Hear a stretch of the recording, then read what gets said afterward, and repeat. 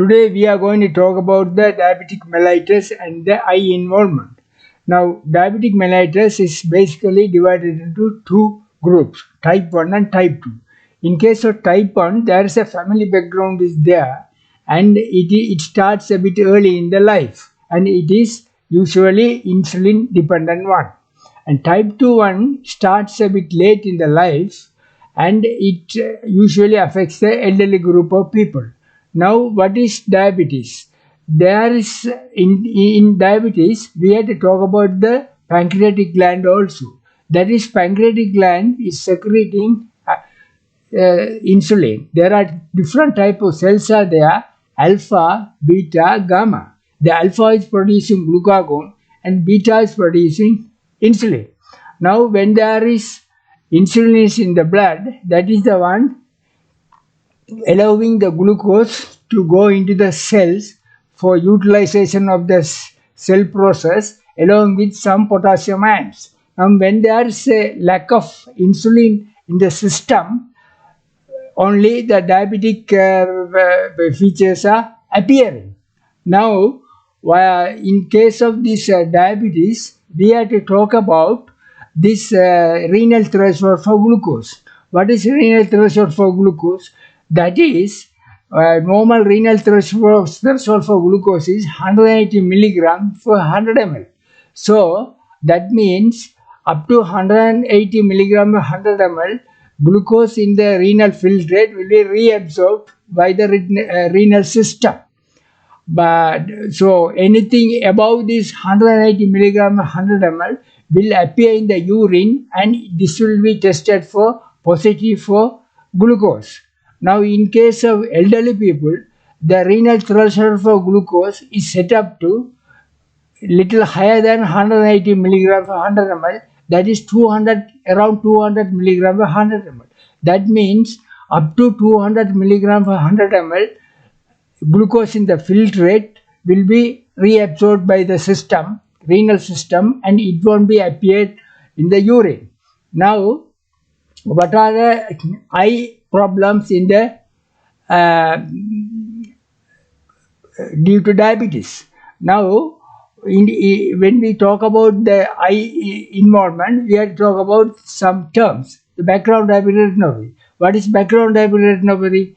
Background diabetic retinopathy is a situation where we see by retinal examination there will be blood and dead hemorrhages, microaneurysms, retinal hemorrhage, and there are some X-rays. Now, there's another term called diabetic maculopathy, where what happens is, in addition to the background diabetic retinopathy changes, there will be macular edema also. Now, according to the early treatment diabetic retinopathy study, that ETDRS, these diabetic changes are divided into pre-proliferative or non-proliferative type and the proliferative type. Now, non-proliferative type is divided into three subdivisions. One is mild form, mild to severe form, and more than severe form.